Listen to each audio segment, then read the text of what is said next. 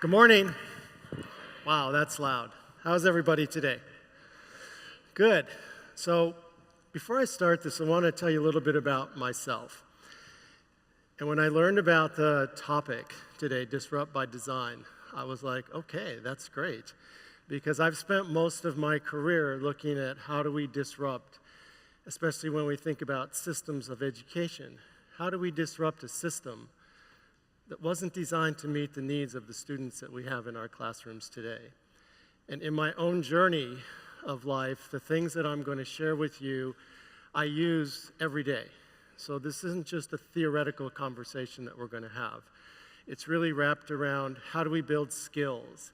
How do we have conversations around race and class and bias without denigrating and demeaning each other? How do we look at the state of our country today and the chaotic divisiveness that we have and understand that it's fully entrenched in our classrooms today? Our teachers are coming in with it, our students are coming in with it, our community is coming in with it. And the interesting part is the work around equity in a lot of places that I work with has digressed into people calling white people supremacist and racist, and people of color feeling like my voice hasn't been heard. And as we embark on this journey of disrupting, it starts with us and thinking about what is my role in this process of disruption? And am I really up to the role of being a disruptor? Because being a disruptor means that you have to share some messages that aren't too popular, like the fact that our black males across the country are over-referred to discipline at 5 to 6 times the rate as white males for the same behavior. Or the fact that in some school district, general ed black students are achieving at the same level as special ed white students. Or that our teacher turnover in some schools is 10, 20, 30% every year. And so when I think about the work of education and the connection to my own work, there's a correlation to it in that I have to create a level of self-awareness. I have to understand the implications of my own behavior and how I perpetuate a system that is institutionally racist, institutionally biased, which doesn't mean that the people who operate in it are that. And so the idea for me is really thinking about how do I, as one person, impact a system that has been entrenched for years and years and years and truly be disruptive. Not just bring a new program in, not just bring a new curriculum in, but truly look at how we restructure the whole piece. I started out, when I met Dwight, it was in the 90s, and I realized the school system was broken. And somebody said, well, if you want to change the system, then you have to get on the school board. I was like, I had no idea what that was. So I went ahead and I got in. I got elected to the school board in Boulder, Colorado. I was the president of the board for 2 years. I had about an 8-year term. And I'll never forget the story of a Latina mom when she came in one day when we were having a meeting about our gaps. And she said, you know what, if the statistics were reversed and our white kids were achieving at the rate of our Latino kids, your boardroom would be a war room and you would deal with this like it's a crisis. And I believe that's still true today, that in many places and in many ways we're not dealing with this work like it's a crisis. And so I'm going to share with you some of my thoughts, some of the ways that I approach the work, and know that the conversations that I share with you and the things I share with you are from doing this work across the country. And I think the most important part of my approach is having you understand that I do this work through this lens of bias. And what are biases? And a lot of times when we talk about biases, we just talk about what they are. Implicit biases are the unconscious ones, we're not aware of them. Explicit biases are the ones that we know about. What I always struggled with is once I'm aware of them, how do I deconstruct them? And the challenge with our biases is that in our current social construct, when I ask people, tell me the characteristics or the behaviors of somebody who's biased, things are usually said like they're bigoted, they're discriminatory, they're closed-minded, they don't want to listen to other people. And if that's your social construct or your mindset, the next thing that most people say is, well, that's not me, so I must not be. So just take a second and take a quick look around the room. Just take a look around the room from wherever you are. So what you see is what bias really looks like. It's all of us. We all have biases. They're age-based, they're geographic-based, they're academically based, they're gender-based, religiously based, body image. Everything that we do is inherently biased. And so the idea of understanding that is that that's where we're all alike. And the challenge is, how do we normalize a biased conversation? Because the race conversation is very divisive. It usually starts out with, gee, you're quite a racist. Can we talk? Conversation's over, because I just put you on the defensive. And so one of the pieces to understand is a defend, justify conversation is always lose-lose. Yes, you are. No, I'm not. Yes, you are. No, I'm not. And the other challenge that we have in education is most educational systems do not see themselves as a business. I know from being on the school board that we were a business, a multi-million-dollar business. We were one of the largest employers in the city of Boulder, and we operated as a business. When I work with administrators and teachers and I bring these business theories in, even this idea of disruption, there is a whole theory base around disruption. And in your app, I shared an article with you that talks about disruption theory. They're like, we're not a business. Kids are not a commodity. And I said, well, we are a business, and kids are not a commodity. They're our clients. And our clients don't always have the choice to go somewhere to get their needs met, especially our most needy clients. And so those are some of the mindsets to think about as we move through my presentation today. Let's see. There we go. So the world is a dangerous place to live, not because of the people who are evil, but because of the people who don't do anything about it. I think that goes to what was said earlier about we're all in this together. This process that we're in, this disruption that we're in is all of our responsibilities. And to see something and not challenge it means that we're perpetuating it. And when we look at the lack of accountability for the way people treat each other, for the language that people use, to me it's appalling. When the junior House of Representatives person said, we're going to impeach the mother effer, and then thinks that they're better than another person, it makes me wonder, how do you justify that? Because to me, bad behavior is bad behavior. And so when we think about our role, it's really wrapped around how comfortable are you in holding each other accountable to some of these things. And the way that I frame it is you have to be comfortable as a disruptor sitting in the fire of somebody else's emotion. And if you're not, don't step into the conversation because it'll go south very quickly. So here's the definition of disruption, Merriam-Webster. Faulting, to throw into disorder, to interrupt the normal course or unity. So when you're disrupting, you're actually creating more chaos. You're throwing things into an environment that a lot of people will not be comfortable with. And so how do you hold some sense of order and some sense of normality in the middle of a chaotic, disruptive period, which is what we're in right now in our whole country. And everything that we see at leadership levels across our country are now fully entrenched in our schools. It causes chaos. It causes divisiveness. And the interesting part of this is from a business perspective, most businesses don't pursue disruptive innovation because they're not profitable at first.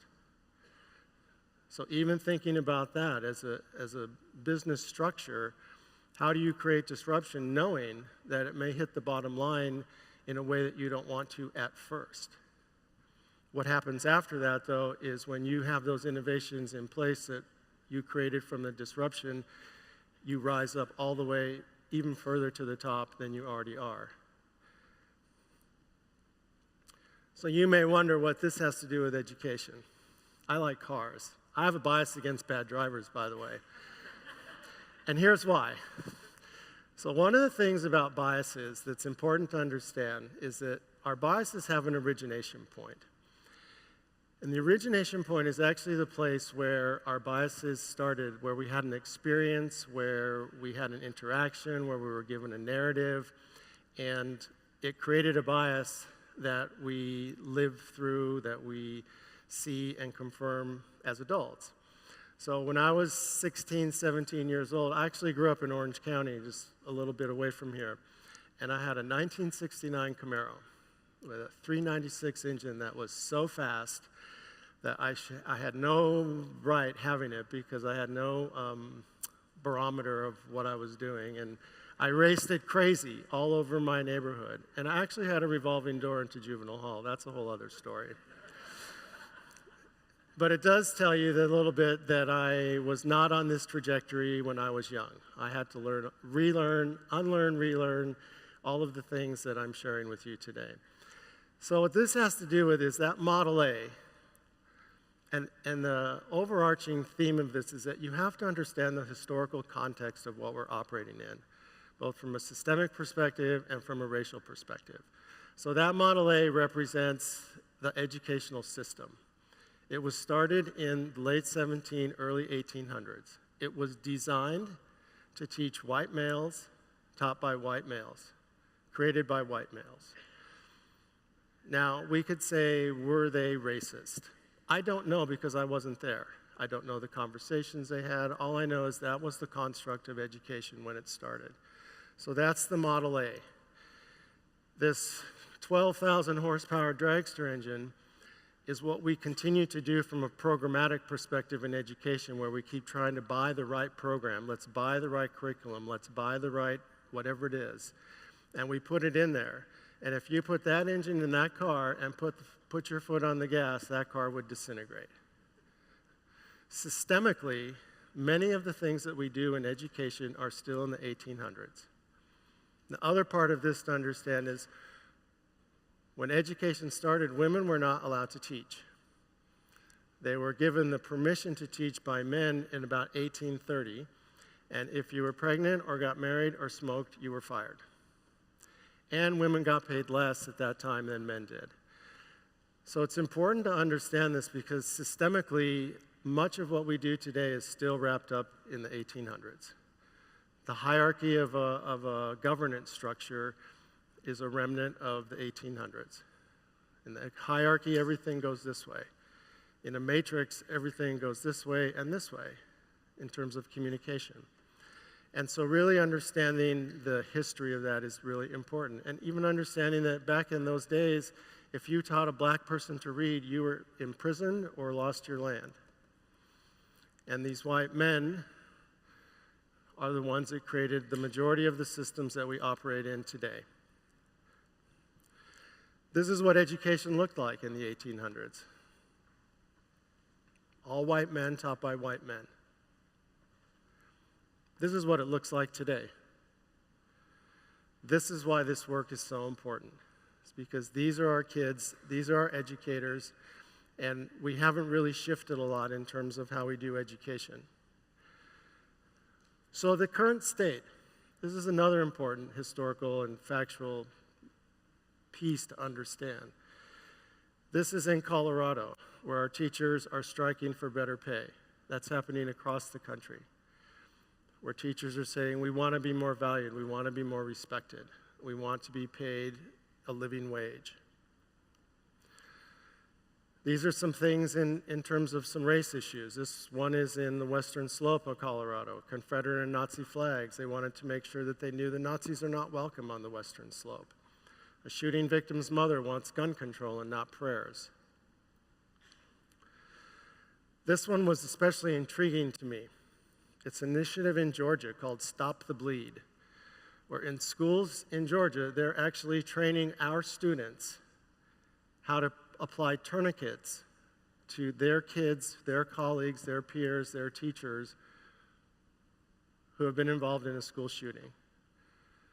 So we're spending time teaching our kids how to apply tourniquets to their peers.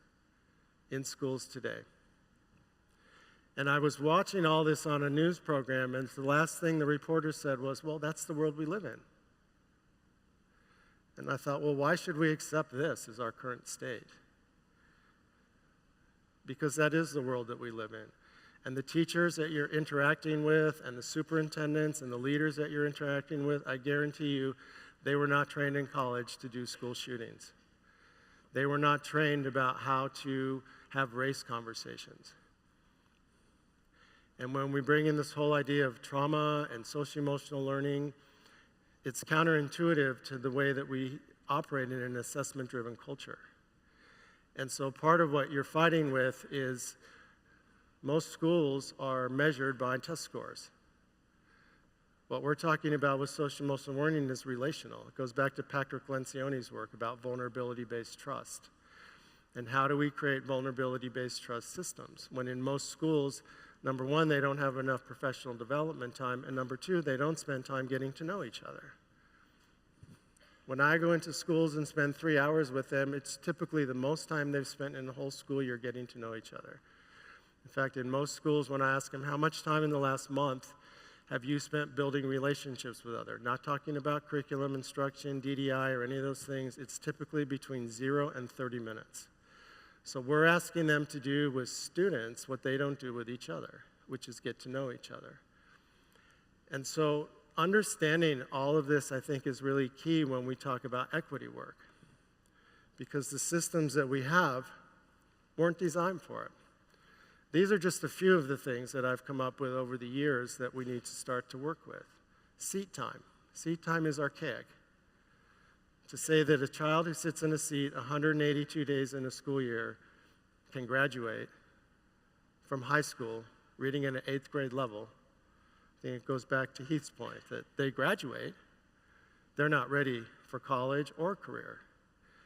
The hierarchy versus the matrix model, relational versus assessment driven, the suspension versus restorative, moving from programs to people. Because I guarantee if there was a program that would close our gaps and do this work, we'd all be using it and we wouldn't be having these conversations. And this Eurocentric curriculum to culturally responsive curriculum. And as culturally responsive as your curriculum is, we're still putting it in the hands of mostly white teachers who don't understand what culturally responsive means, or who may not have ever interacted with a young Black or Latino male or female and have so many biases based on the social constructs and the social messages that we're getting from each other. And that's an important piece to understand too, because if I didn't have the ability to deconstruct all the social messages that I was getting today around people, I might believe that all white people are supremacists, and that I'm supposed to be afraid of Black people, and that Muslims are terrorists, or that everybody who looks like me should be on the other side of a wall somewhere. Because those are the social messages that we're getting. And I want to be really clear that for me, this isn't a political conversation, because this didn't start 2 years ago when our current president got elected. It didn't start 10 years ago when Barack Obama got elected. This is a 100-year-old conversation that we're now in front of.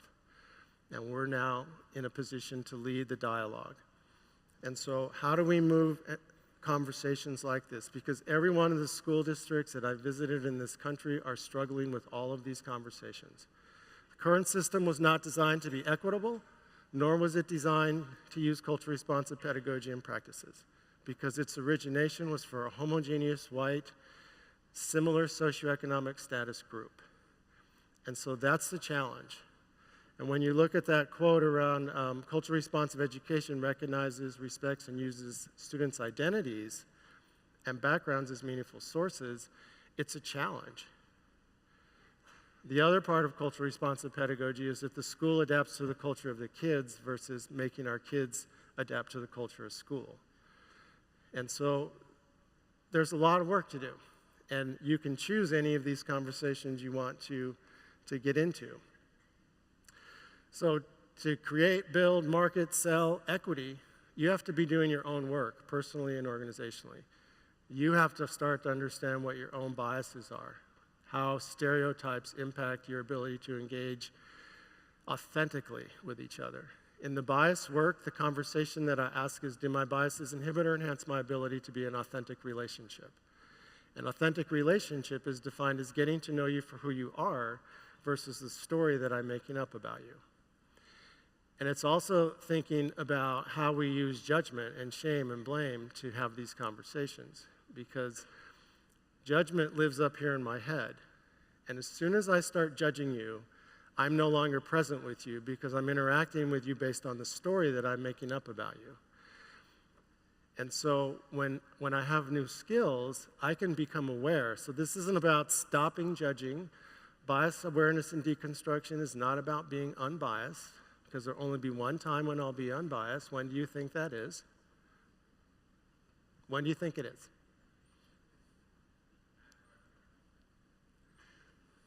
When do you think it is? When I'm dead. That's right. That's the only time I'll be unbiased. Thank you. That's called audience participation. When I ask a question, that's the interactive part. And so really thinking about your own stuff, like what are you bringing into the conversation? How comfortable are you in having the conversation? Equity is not a program. That's another piece of this work that's so important. It's not a program, it's a process. And when you have equitable outcomes, you have equal access for everybody to opportunity, access, and inclusion. And inclusion is about the systems. The equity part is more about how I show up as a person. Inclusion is about the systems. I just talked to a private school called Eagle Rock, which was funded by Honda. And they just called me because they said, we were really working hard to increase our diversity. We've really increased our diversity, but now we have this challenge where our teachers of color don't feel their voices are heard, and our white teachers feel like every time they say something, they're going to be called racist. So just increasing diversity without impacting the system isn't going to get us to where we need to go. So we have to fundamentally change the governance structure and delivery model of K-12 education.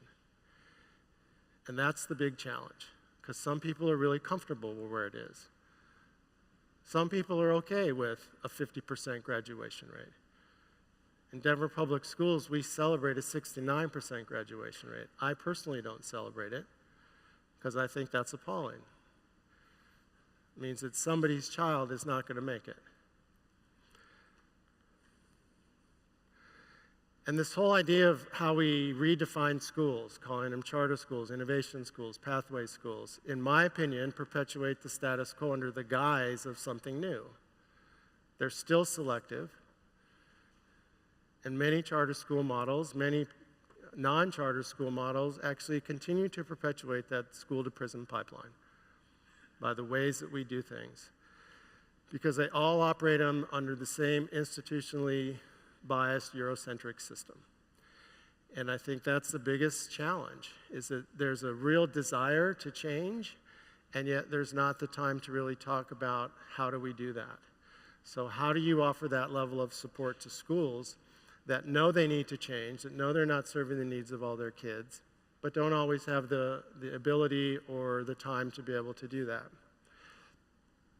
So he talked about the idea of social-emotional intelligence. So this is Dr. Daniel Goleman's work around self-awareness and his skills around it. And what he says is that without self-awareness, you can't get to self-management, social awareness, relationship management. It's impossible. And so my work and my approach is really designed around heightening people's self-awareness, because I can't tell people what to do. Even sometimes when I think I know what they should do, I have to be careful about how I approach it. With self-awareness, though, you have more of an ability to understand what's happening within so that you can process through what's happening with other people. And so without self-awareness, unlearning and relearning are inaccessible, because I won't know what I need to unlearn and relearn. So I'm going to share a process, and then I'm going to share a video. So one of the pieces that's really key in this is this idea of how do we have the conversation. And you can see there's some personal agreements that are up here. And these are ways that we agree to talk to each other. So when I get into schools, when I work with community members, sometimes these race conversations digress into that judgment, blame, shame perspective. And so the idea here is to think about what are the structures you have in place. The first one is the key, because as soon as I said, as we judge, then our ability to be engaged goes away, because I'm engaging with you from the story I'm making up about you. And so the rest of these are really just designs. Some of them are from Glenn Singleton's work, some of them are from my work, and it's just really wrapped around, you have to have a container to have a conversation. So I have a video, and I think that's queued up. This is an awareness test. How many passes does the team in white make? Go!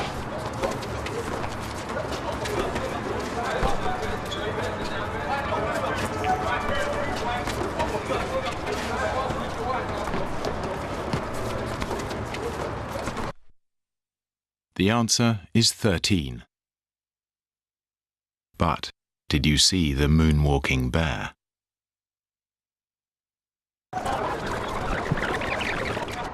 Go!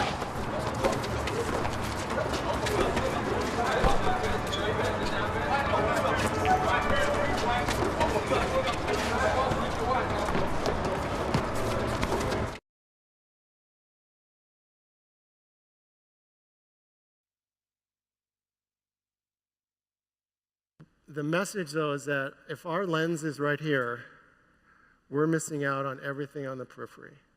And to truly do equity work, to truly do your own work around bias awareness and deconstruction, you have to have a really expansive lens.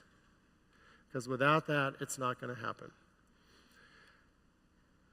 Race is still one of the most powerful predictors of how a person will fare in our society. And the reality of America today is the darker your skin color, the worse you're treated. And it's not something that I'm making up. It's a real story.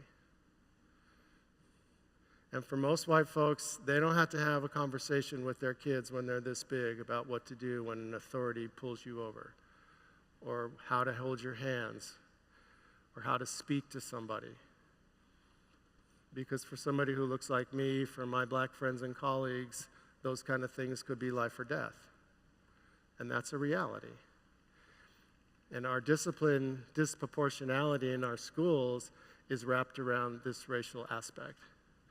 I had a teacher a couple of years ago who realized that she had a black and a white male student in her middle school class. And when they exhibited the same behaviors, she became more emotionally charged and more fearful of the black student. So part of the idea, again, of the bias awareness is to understand where it started, where you had that experience. So when we worked together, I asked her, at what point in your life did you have a negative experience with a black male? And she thought, and she thought, and she thought, and finally she went back to, oh my gosh, I was 18 years old, and I had just gone to college. And I had a really negative experience with a black male peer. She had never healed it. She had never talked about it. So now as a 35-year-old teacher, when this black male student got in front of her and did something like, what do you mean, miss? She dropped all the way back to an 18-year-old college student and brought all of that stuff into her relationship with him. And what she was able to do once she realized that is she was able to do two things. She was able to start to heal her own experience so that it didn't continue to re-stimulate her. And she was also able to reestablish a relationship with that student so that she knew that it wasn't him that she was afraid of, it was the experience that she was bringing into it that caused that fear. And most of our teachers, they don't conceptually understand that, and if they do understand it, they don't have the time to process it because we don't give them the time. So even as you're driving conversations in school districts, how do you talk to them about the necessity of time to do this work? Because equity is one of those words that is now a buzzword. It's just like disrupt. Let's disrupt. Only people don't realize that disruption means that I'm going to probably have to change, or I'm going to probably have to give something up or do something different. So this is a picture of Hurricane Katrina.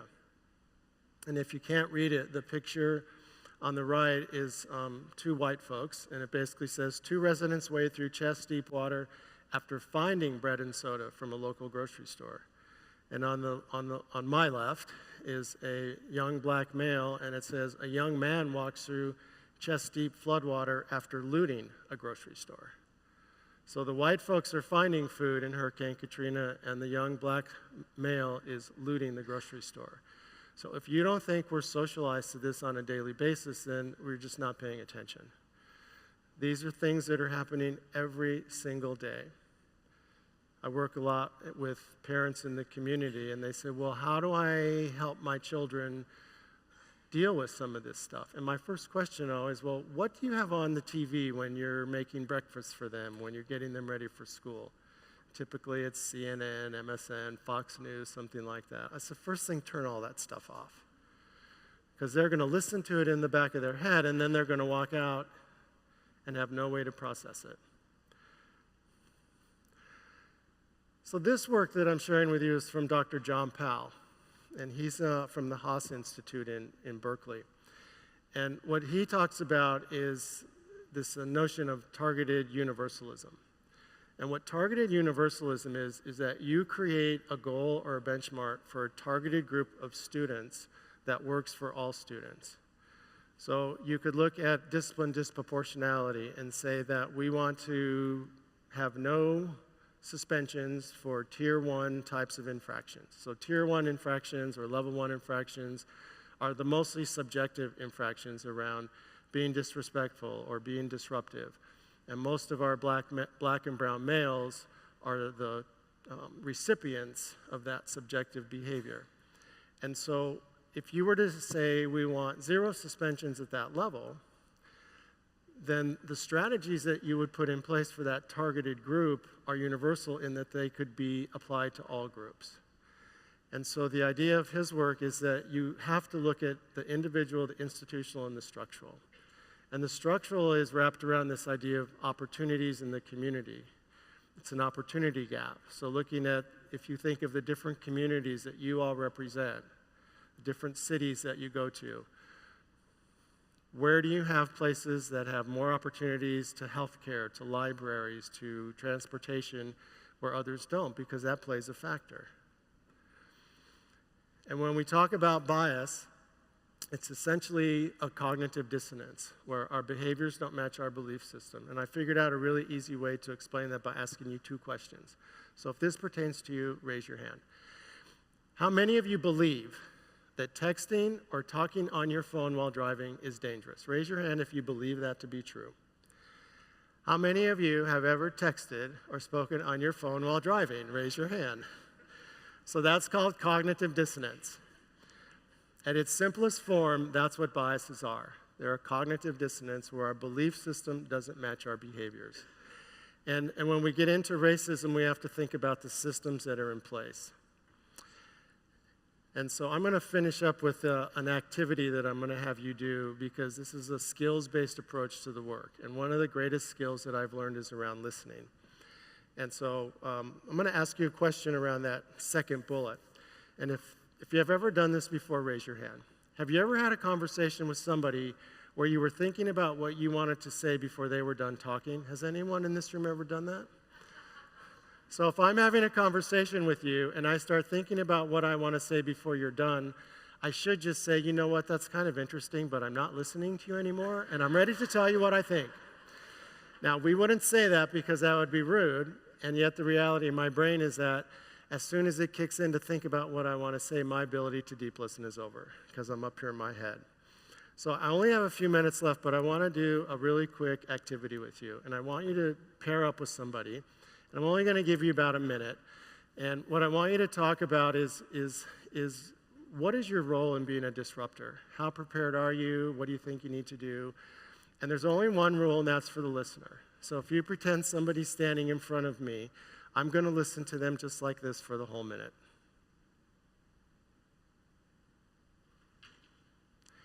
You can breathe and you can blink.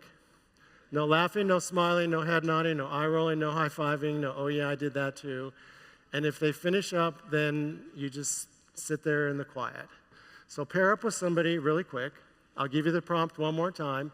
The listeners listen in passively. The speaker can speak however you want.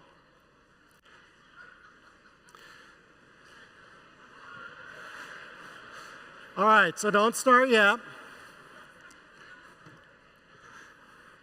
I need a little timer. All right, who's going to talk first? Remember, the speaker is speaking in, and the listener is just listening in passively and quietly. The prompt is, what do you think about as a disruptor? What is your role? What are you prepared to do? So decide who's going to talk first, and go ahead and start now.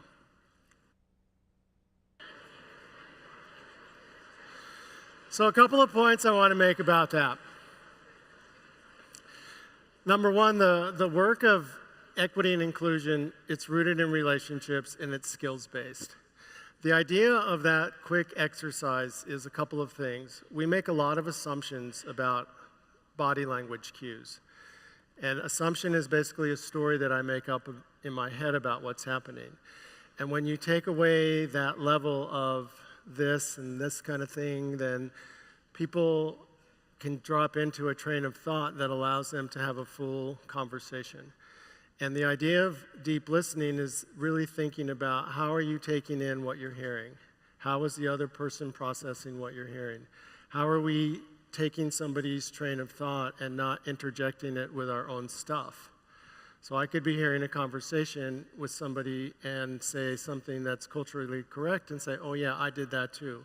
Now I just took your train of thought, you have to go with me. We may never get back to what brought us into our original conversation.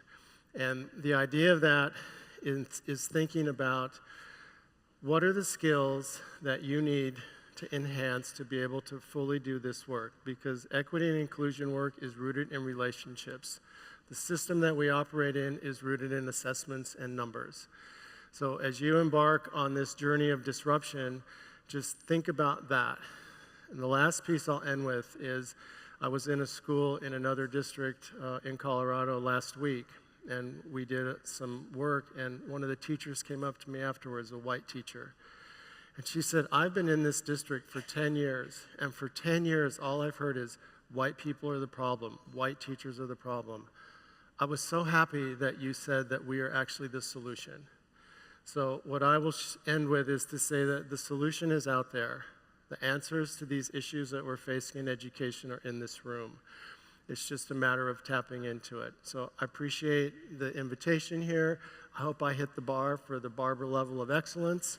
I'm going to keep checking that. I don't have a name tag, but I'll be around all day. If you'd like to talk more, or I have a few copies of my book here, I'm happy to share those as well. Thank you for inviting me. Have a great week.